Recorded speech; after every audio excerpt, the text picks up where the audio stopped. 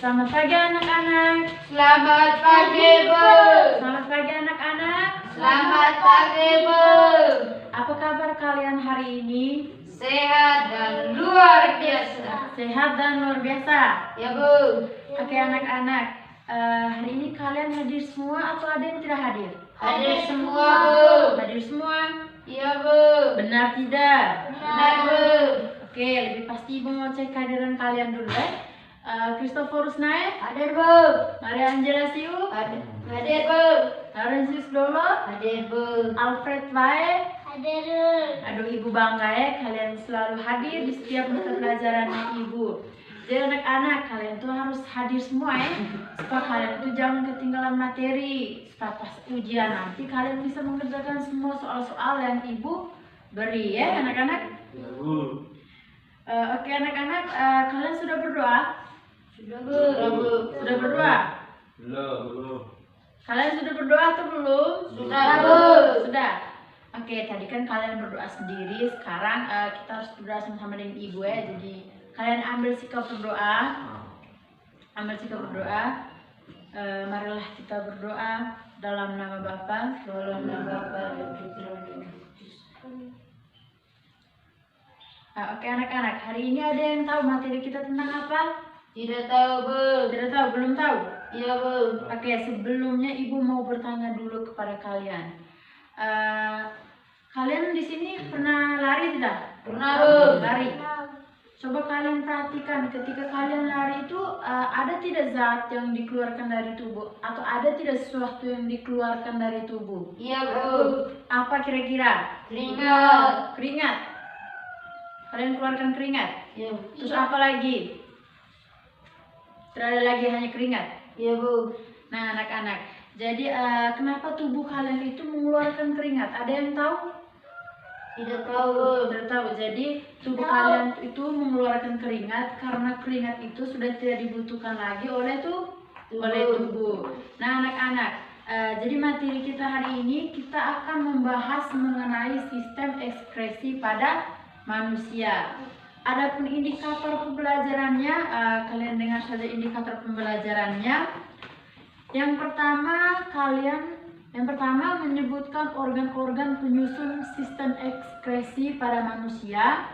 Terus indikator yang kedua mendeskripsikan fungsi sistem ekskresi. Yang ketiga menjelaskan hubungan struktur dan fungsi pada organ ginjal. Terus yang keempat menjelaskan hubungan struktur dan fungsi pada organ hati. Jadi dari indikator tadi ada tujuan pembelajaran yang akan kita capai bersama-sama hari ini. Terus yang pertama itu kalian semua itu diharapkan mampu menyebutkan organ-organ penyusun sistem ekskresi pada manusia. Terus yang kedua kalian semua itu harus bisa menyebutkan kira-kira fungsi dari sistem ekskresi itu seperti apa, terus sistem ekskresi sendiri itu seperti apa. Terus yang ketiga kita akan sama-sama melihat organ ginjal organ ginjal pada sistem ekskresi manusia. Terus yang keempat kita akan sama-sama melihat struktur dan fungsi organ paru-paru pada manusia. Nah anak-anak, yang pertama kita masuk mengenai pengertian dari sistem ekskresi manusia. Nah sekarang Ibu mau bertanya lagi ya. Sekarang coba kalian bayangkan di kelas ini ataupun di kamar kalian itu banyak sampah. Kalian bayangkan kalau di kelas kalian itu banyak sampah, terus sampah itu banyak sekali, ada yang sampah cair, pokoknya bermacam-macam sampah. Bayangkan dulu ya. Iya, Bu. Nah, kira-kira kalian rasanya bagaimana ketika di ruangan kalian itu banyak sampah? Rasanya itu bagaimana? Tidak nyaman. Tidak nyaman. Terus apa lagi? Bau. Terus apa lagi? Tidak, Bu.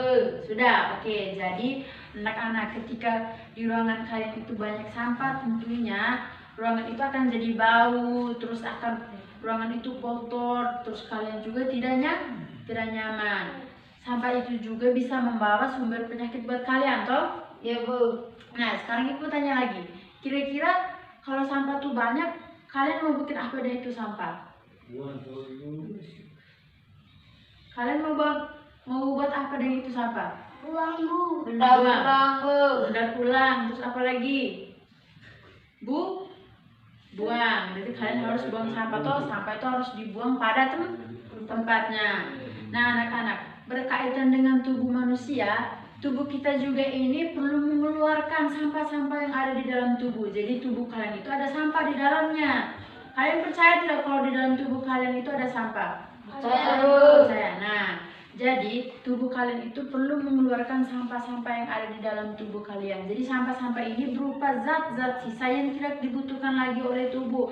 Seperti tadi, kalau kulit itu dia mengeluarkan apa? Keringat. Terus apa lagi yang bisa mengeluarkan zat sisa yang tidak berguna bagi tubuh? Gas. Gas apa? Tahu. Gas tidak tahu. Jadi ada gas karbon dioksida atau kentut. Oke, bagus.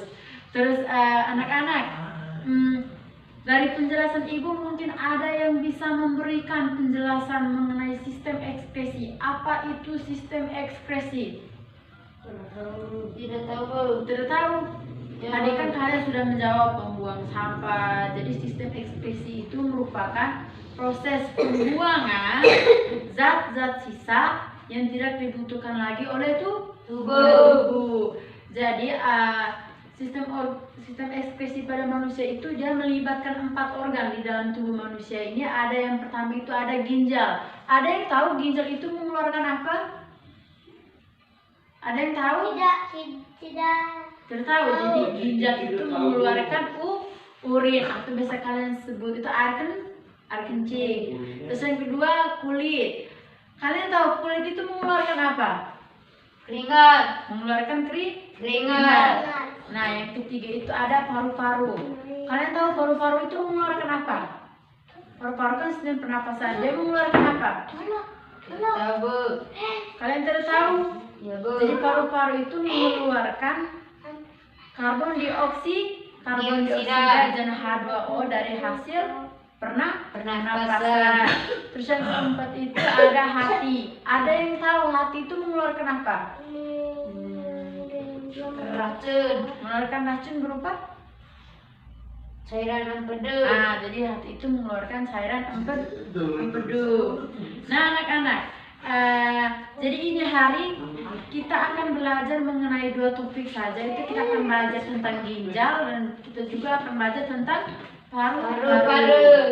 Nah, yang pertama kita lihat tentang ginjal. Tapi sebelumnya ibu mau bagi gambar dulu ke kalian. Gambar ginjal ke kalian.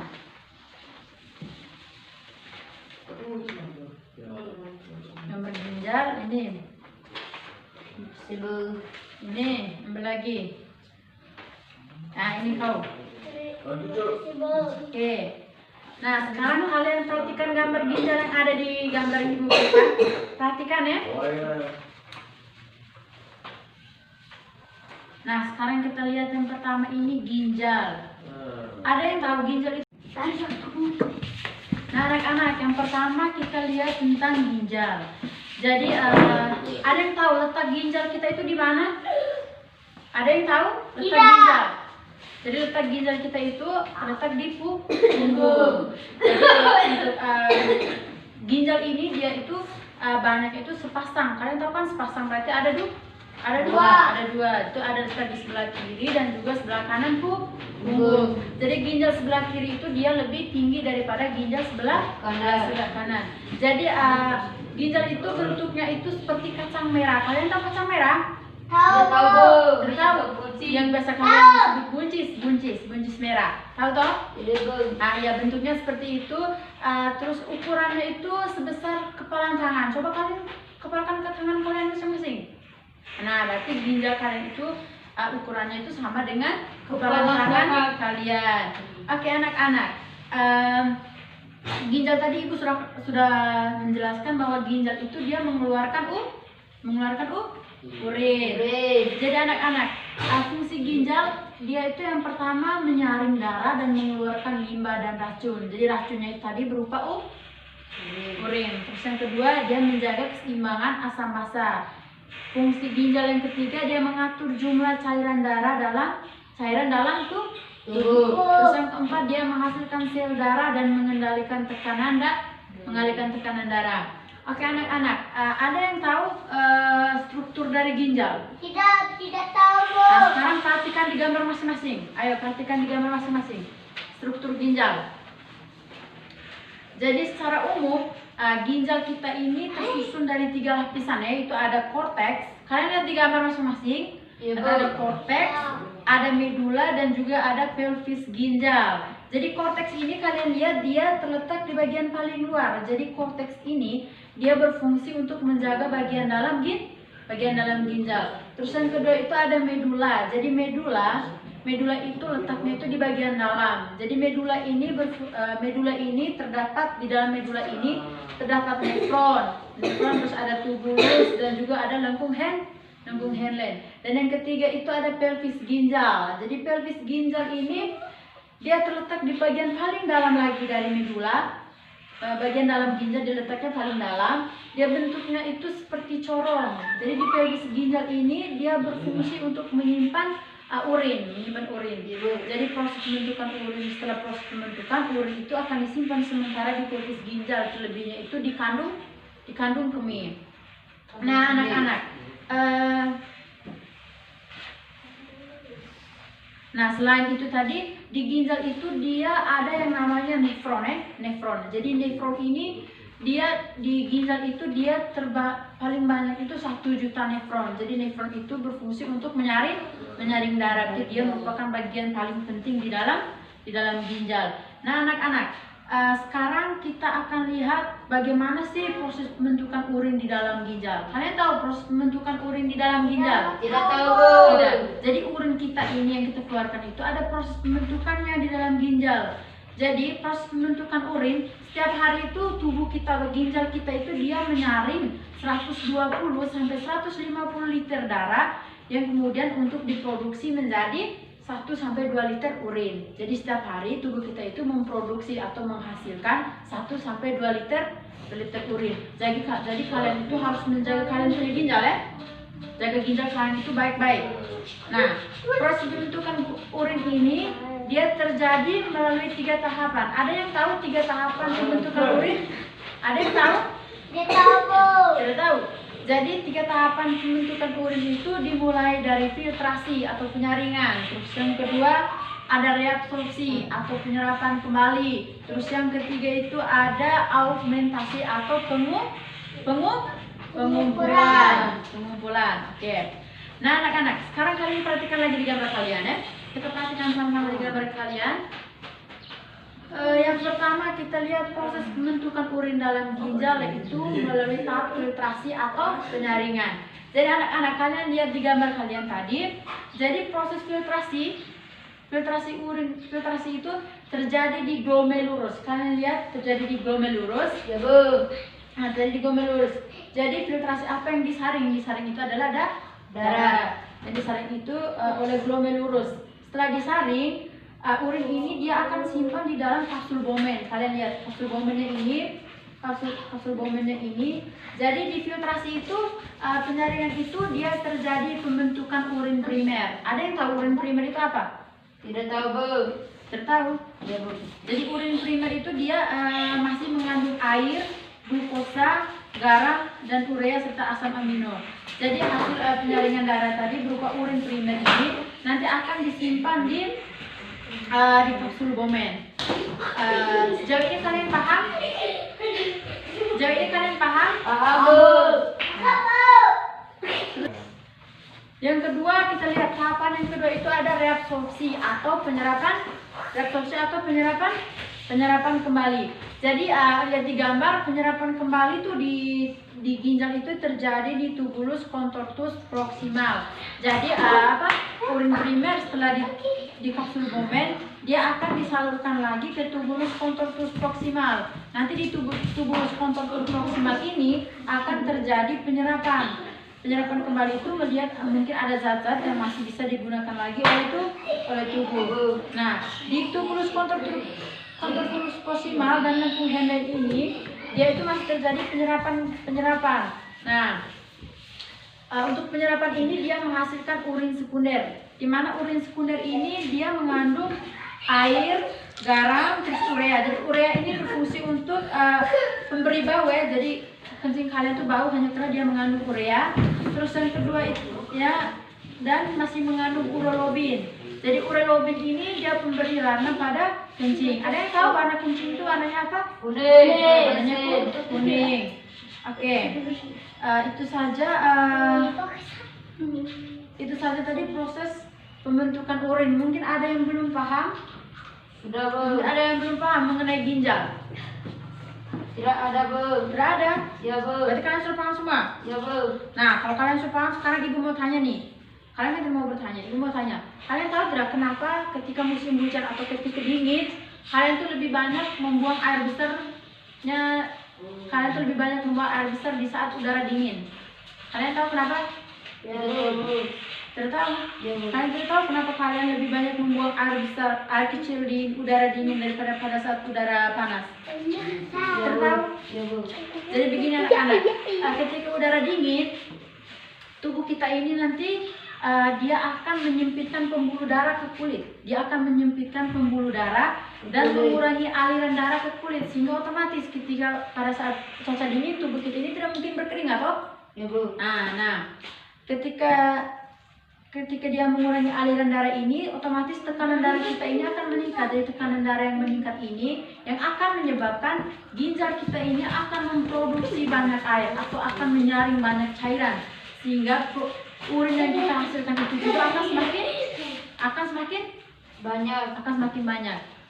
Sejauh ini kalian paham dengan dengan penjelasan ibu? Mengerti, Bu. Mengerti? Ya, Bu. Benar kalian mengerti? Ya, Bu. Oke, kalau kalian mengerti mengenai ginjal, sekarang kita lanjut mengenai paru-paru.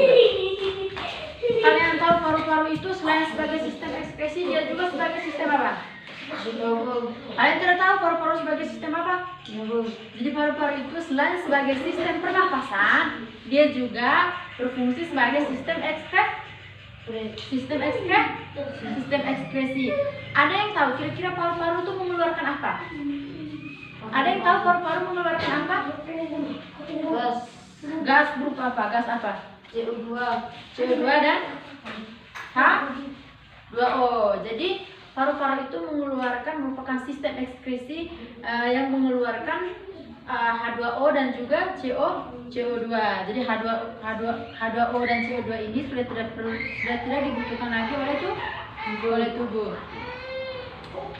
Nah, anak-anak, ibu bagi kalian gambar. Kalian lihat gambar paru-paru. Lihat gambar paru-paru. Sudah lihat? Sudah, Bu. Nah, lihat itu ada struktur paru-paru itu mulai dari trakea, bronkus, bronchiolus, alveolus. Nah, kira-kira jadi udara yang kalian hirup, awalnya itu dia melewati trakea, atau udara yang kalian hirup dari mulut atau dari hidung, itu akan melewati namanya tenggorokan atau trakea. Nah, dari tenggorokan ini udara itu akan melewati lagi atau akan menuju lagi ke bronkus. Jadi paru-paru ini ada dua ya, ada paru-paru kiri dan juga paru-paru kanan. Dari trakea itu akan menuju ke bronkus. Nah, dari bronkus ini dia akan udara ini akan dibagikan lagi ke bronchiolus atau akan melewati bronchiolus. Ada yang tahu bronchiolus itu apa? Tidak tahu, Bu. Tidak tahu. Jadi bronchiolus itu merupakan cabang dari bronkus. Nah, setelah dari bronchiolus, udara ini akan dibawa menuju Alveolus. Nah, menuju alveolus. Di alveolus ini nanti akan terjadi yang namanya, ada yang tahu di alveolus nanti akan terjadi yang namanya Pertukaran oksigen. Nanti akan terjadinya pertukaran O2. Alveolus itu atau kantong udara ya. Jadi alveolus itu akan terjadi pertukaran udara itu antara udara bersih dan udara kotor, atau antara CO2 dan H2O. Jadi CO2 nanti ini akan dibawa kembali ke jantung, sedangkan sedangkan CO2 nanti ini akan dikeluarkan oleh tubuh melalui CO2 ini akan dikeluarkan oleh tubuh melalui hembusan Nafas. hembusan nafas. Sedangkan CO2 yang sudah kita keluarkan dan H2O yang sudah kita keluarkan ini nanti akan ditangkap kembali oleh tumbuhan. Nanti tumbuhan itu akan memproduksi lagi yang namanya O2. Nah, anak-anak, sejauh ini mungkin ada pertanyaan mengenai paru-paru? Mungkin ada yang mau bertanya mengenai paru-paru? Nah, kalau begitu Ibu mau tanya, kira-kira penting tidak kita harus menjaga yang namanya sistem ekskresi pada manusia? Penting atau tidak? Penting, Bu. Kenapa penting? Ada yang tahu? Tidak, Bu. Tidak tahu? Dari awal tadi Ibu sudah menjelaskan alasan karena sistem ekskresi itu apa. Jadi tubuh kita ini harus mengeluarkan zat-zat yang tidak digunakan lagi oleh tubuh supaya tubuh kita ini tidak terserang penyakit. Seperti kalau kita ginjal, ketika kita tidak keluarkan urin itu akan menyebabkan penyakit Batu ginjal. batu ginjal. Oke, bagus. Kalau paru-paru ketika kita tidak mengeluarkan H2O akan apa? H2O dan CO2 akan apa? Tertahu. Oke. Kalian itu sudah mengerti dengan materi ini hari? Sudah, Bu. Sudah? Sudah, Bu. Kalau kalian mengerti, sekarang Ibu mau tanya jawab dulu dengan kalian ya. Ibu mau tes kembali pemahaman kalian. Coba kalian sebutkan pengertian dari sistem ekskresi. Coba kalian sebutkan. Tidak tahu, Bu. Tidak tahu atau apa? Tidak tahu. Tidak tahu atau lupa? Ya, Bu. Lupa. Ya, Bu. Tadi katanya sudah mengerti. Jadi sistem ekskresi merupakan proses pengeluaran Urin. zat-zat yang tidak dibutuhkan lagi oleh tubuh. Jadi zat-zat yang tidak dibutuhkan oleh tubuh tadi berupa apa saja? Keringat. Terus apa lagi? Urin. Terus H2O. terus CO2. terus dengan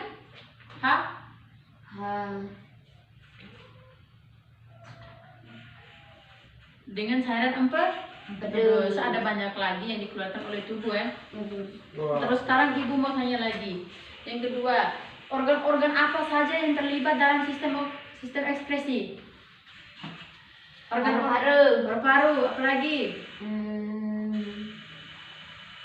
Ginjal. Terus apa lagi? Terus apa lagi? Tadi Ibu ada jelaskan ada 4 tuh. Ada apa lagi? Paru-paru, ginjal, hati, terus dengan satu lagi. Kulit. Terus pertanyaan yang ketiga. Coba kalian sebutkan 3 proses pembentukan urin. 3 proses pembentukan urin tadi apa? 3 proses pembentukan urin. 3 proses pembentukan urin. Filtrasi, terus apa lagi? Filtrasi atau apa? Atau penyaringan. Terus filtrasi, augmentasi, dan reabsorpsi. Jadi anak-anak, Ibu harap semoga apa yang Ibu jelaskan hari ini kalian paham ya? Beneran paham ini nih? Beneran paham. Oke. Jadi kalau kalian sudah paham, Ibu harap pulang kalian belajar lebih dalam lagi mengenai sistem ekskresi. Minggu depan kita akan lanjut lagi mengenai sistem ekskresi, yaitu di hati dengan di kulit. Jadi kalian harus belajar ya, sebelumnya harus belajar terlebih dahulu. Karena nanti Ibu akan mengadakan tes di awal nanti. Jadi kalian harus belajar, terus jangan lupa pulang juga belajar lagi yang sudah Ibu jelaskan tadi. Untuk menutup kegiatan kita hari ini, Ibu minta kalian untuk memimpin doa. Kristoforus untuk pimpin doa. Dalam nama Bapa dan Putra dan Roh Kudus. Amin. Oke, terima kasih. Selamat siang. Selamat siang, Bu. Sumba.